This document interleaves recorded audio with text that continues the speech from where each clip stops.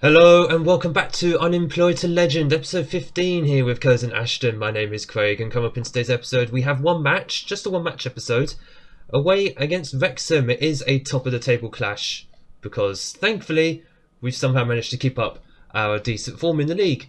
Since you were last with me, it's been about a couple of months now, hasn't it? I think Oxford City was the last game that I showed you, so we've played a bunch of games since then, crashed out of the FA Trophy. Whatever, unless you get to the last few rounds of the tournament, no one really cares about it. But other than that, we've tried to win as many games as possible in the league. A few hiccups here and there, but they're against sides who are roughly around us or in a playoff chase this season, so Aldershot and Chesterfield kind of makes sense. But other than that, really and truly, we're just trying to keep ourselves in a nice little title hunt going into the second half of this season. And the league table showing we are currently 8 points ahead of today's opponents, Wrexham, which is our game in hand. Actually, we play each other, so pretty big match. We get anything out of this game, we're playing away, so even a draw I'll be very happy with. But if we get anything out of this match, it sets us up nicely for the rest of the season. As you can see, we've got a nice little points advantage ahead of all the guys in the playoffs or just outside the playoffs. So at this point, I'm hoping we'll be minimum playoffs. Minimum. I say that we're top of the league. People would say, well, you could be bottle dropping if you fall out of first place. Yeah, but we're still a semi-professional club. That's what people have to remember. We're semi-professional up against a lot of professional clubs in a professional league, effectively. And teams here in this division have a lot of Football League experience, particularly Wrexham. Not in the last few years, but they have that experience of being at a much, much higher level than us. Right, so we are going into this game. There are several changes. Actually, I'm just having a look at this. I've just realised I need to actually sort out this starting 11. So give me a moment. I'll be back in a hot second. Okay, we're sorted. So the bench is also sorted out as well. So this is going to be our starting 11 for this game against Wrexham. Vucevic in goals, Swiderski, Goldsmark forward, Krasniki and Coyle as the back four. Actually, I haven't mentioned, we did get in a couple of new players in November. One of them is Arnaldo Krasniki. I can't believe I forgot to go over these players. He's a 19-year-old English centre-back. He can also play defensive midfield, which I only just realised recently. Don't know how I didn't notice that. 4-star current ability, 5-star potential. He is on loan from our senior affiliate Huddersfield, so he's a free loan. Love it. Absolutely love it. He came in because Harry Flowers went on loan to, I think, National League North Guiseley. Yeah, I believe Guiseley he went on loan to. So he'll be, and his contract's up at the end of the season. So we probably won't see him again. National League standard player, potential to be in the Championship in the future. So we've got a very, very good player here. And I hope he keeps up the good form. I mean, he's been in since the Bromley game back in November. And he's done all right. He's actually done very well. I'm going to take a wild guess his decent mental attributes come massively in handy. Oh, and he's 6'5". A 6'5" central defender. Love to see it. The second player we actually got in, where is he? Liam O'Neill. He came in November as well. 3-star current ability, 3-star potential. Yeah, he's only 20. He's 29 years old. He's not going to improve. He's a central midfielder. He's a backup. He came in because Marcus Wood also went on loan to National League Alfreton, I think. And he's done all right. He's been getting a lot more game time than Marcus Wood. He's also a ball-winning midfielder, National League standard player. He's someone who's just giving us a little bit of experience in the middle of the park when needed. So he's going to be on the bench, I think. Actually, no, he isn't. He's not going to be on the bench for us. Scott Smith can stay on the bench.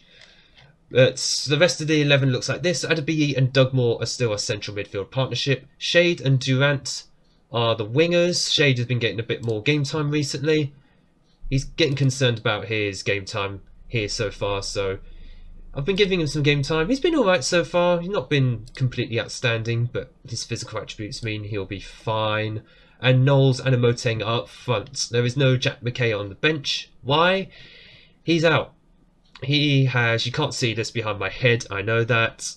He has a groin strain, so he's out for up to another 3 weeks, so we won't see him in this episode, sadly. Joe McGlynn's kind of fallen out of form a little bit, so Dominic Knowles has come in, and hopefully he will continue the form he's actually been on. He scored, I believe, in his last 2 games. Yeah, he scored in the last 2 games. Hopefully he'll continue that and show why I gave him a contract for this season. He is a highly influential player, hence why I gave him that contract in the first place. But thankfully we've had the likes of Michael Collins and Jack McKay step up as highly influential players, which is just as well because we don't have any team leaders. Right, what should we do for a team talk? Show everyone their recent praise? No, because they're starting to let that get to them a little bit. We're doing well, we're on a good run, let's keep that going. Pundits might not believe in us, but the fans do. Go and make them proud. You know what, I love a good underdog team talk. Why not? Let's go and do it. I have faith in you. Yep, I have faith in all of you. Let's go out and see if we can nick a result. We're also on the telly as well, so we get a good $2,000 out of this game as well.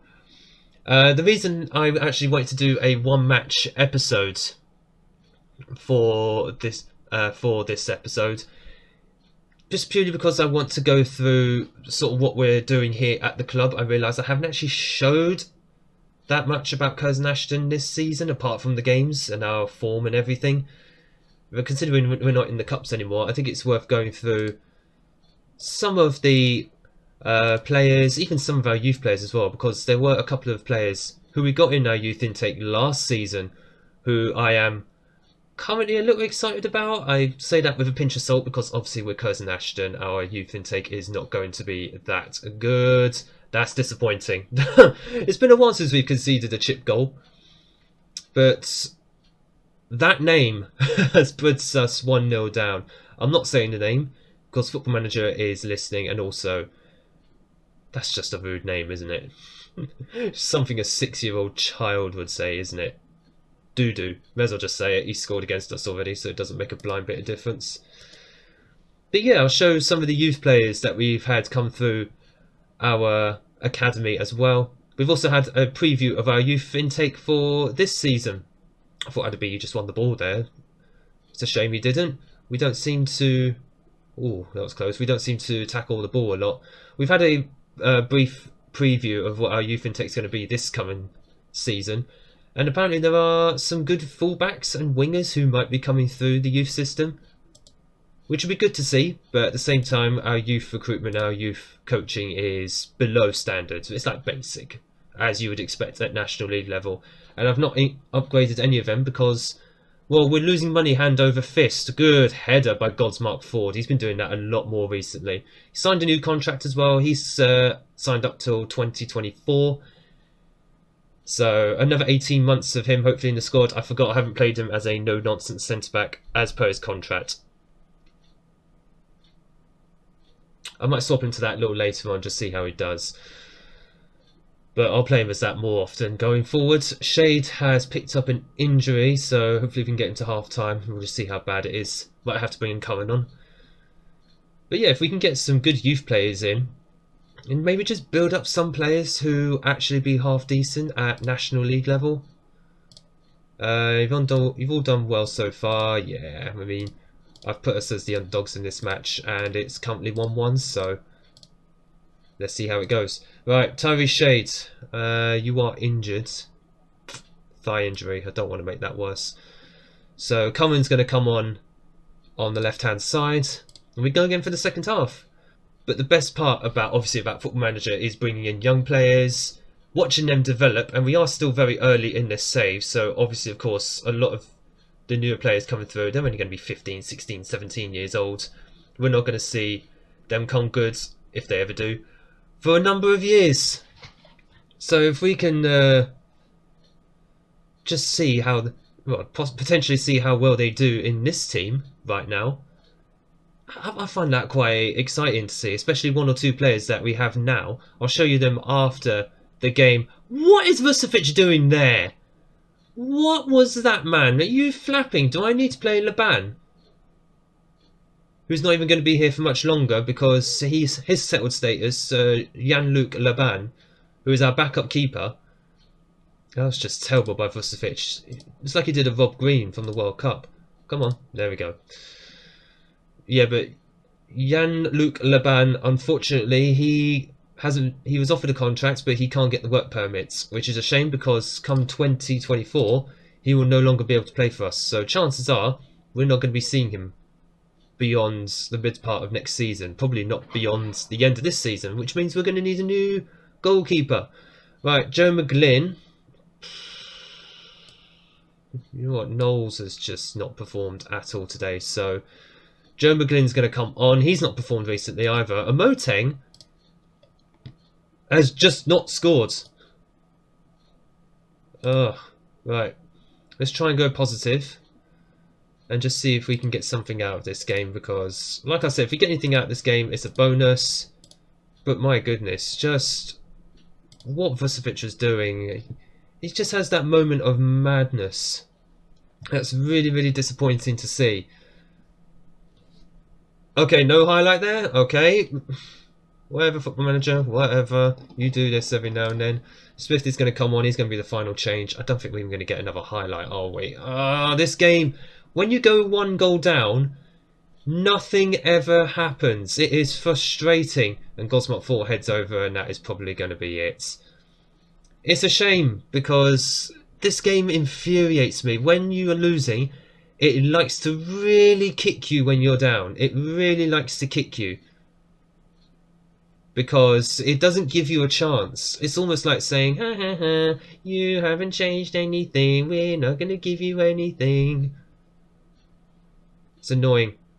But like I said, we're a semi-professional outfit coming up against professional outfits. But Vucevic really cost us that game. I'm going to put that squarely on him. You, Vucevic, that was completely your fault.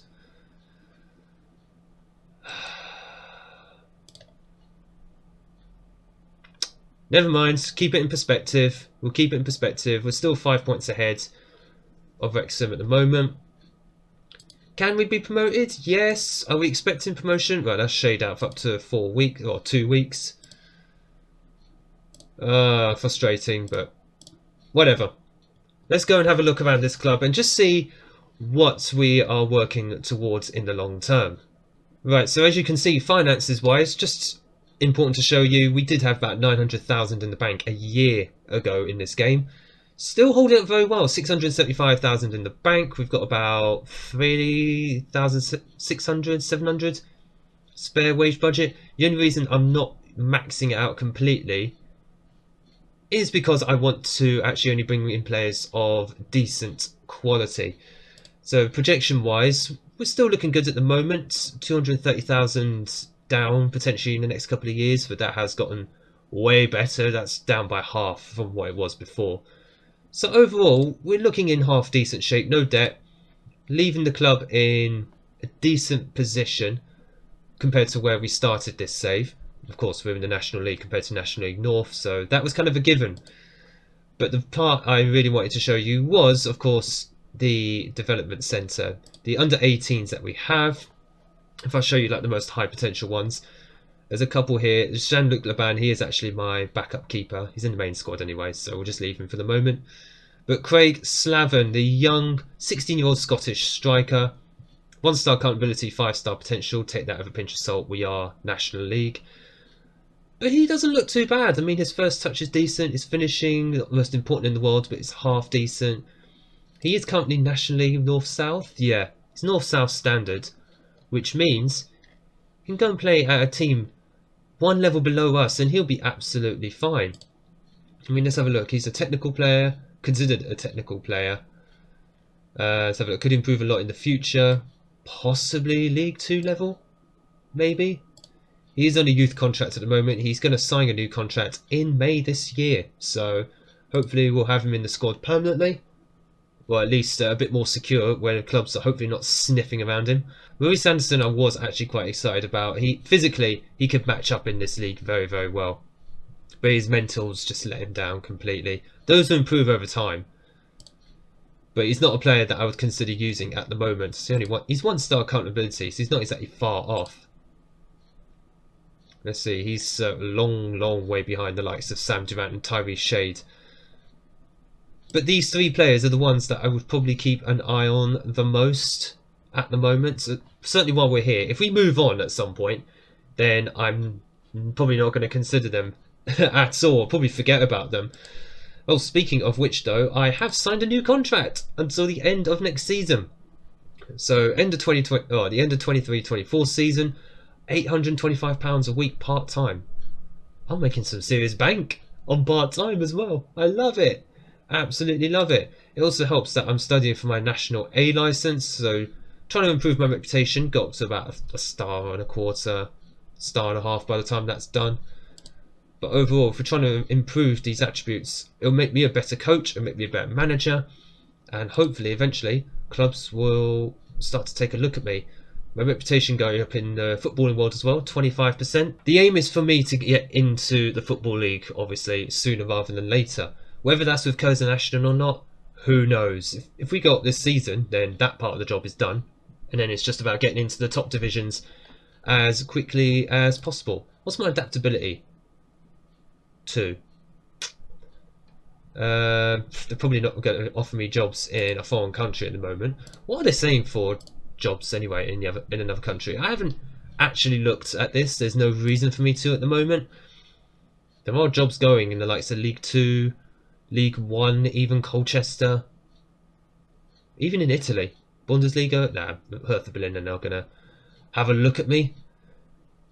But these guys, maybe, I mean, what's Gubbio? Gubbio. Who calls a club Gubbio?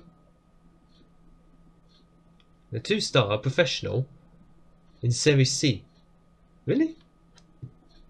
But the name Gubbio. I don't know. I honestly don't know. I've not had a look at the job centre, as I mentioned. There's no need for me to.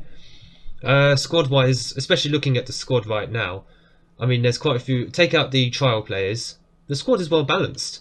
The weakest players are like Alex Coven and Matty Waters. Matty Waters, I'm trying to get him shipped out on loan or on transfer, but nobody wants him. Not much I can do there. It would be good to get 250 off the books. Alex Coven, he's still playing, and he's still doing a half-decent job for me, so it's not like he's a completely useless player. Adam Thomas, on the other hand, I'm thinking of shifting him on, because he's just so injury-prone. Where is his medical report? Where can I see like all his injuries that he's had? Because I'm not happy with this man. Here it is, right, injury history. So he's actually just come back from injury. He's had 3 injuries this season. Calf strain 4 weeks, tight thigh 2 days, balled groin 6 days.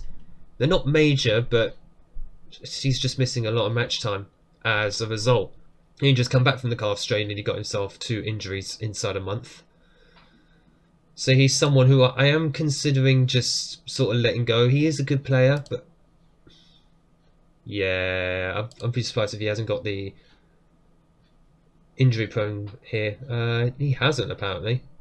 He's declined as a footballer slightly over the last 3 months. I wonder why.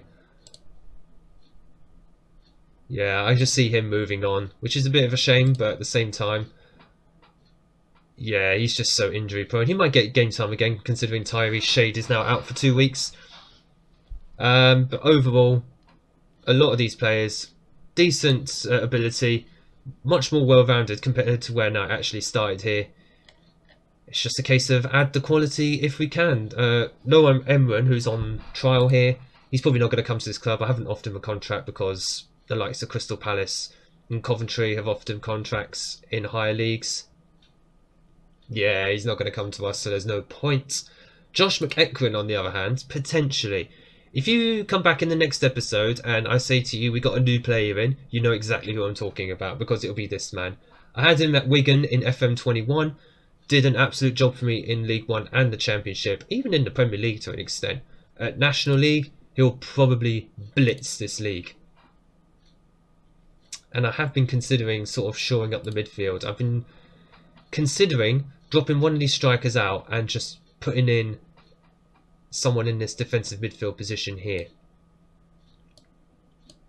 That might be something I'll do. And on the back of that Wrexham result, because obviously away from home we're quite, well, we're decent. We can pick up results away from home as seen, but at the same time I do think we've been conceding goals recently. I do think we need to shore up a little bit in midfield. So if you come back in the next episode and you see us sign Josh McEachran, you know I'm playing a defensive midfielder. You know that I'm playing someone deep lying in that role. I've just given away the role that I'd probably use as well. But speaking of the next episode, we will be back probably halfway between now and the end of the season. Just wanted to go over what we're trying to do here at Curzon Ashton. The aim is promotion. At this point, we're in January, we're top of the league, and we're looking for that National League title or playoffs, preferably the title, but either way we're looking at a promotion push hopefully for the rest of the season. So we'll come back around sort of March time. In fact, Eastleigh are 6th, Notts County 4th. We'll come back probably around a game where it's probably a promotion chasing side that we're coming up against as well, looking around sort of February, March time for that, and then we'll go forward towards the end of the season from there. It's been a different episode today, and thoroughly I've enjoyed it, so I hope you have as well.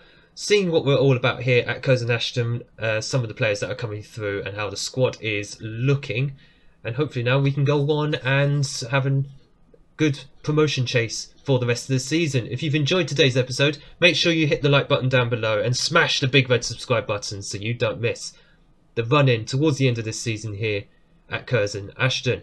I thank you so much for watching. I look forward to seeing you all in the next video.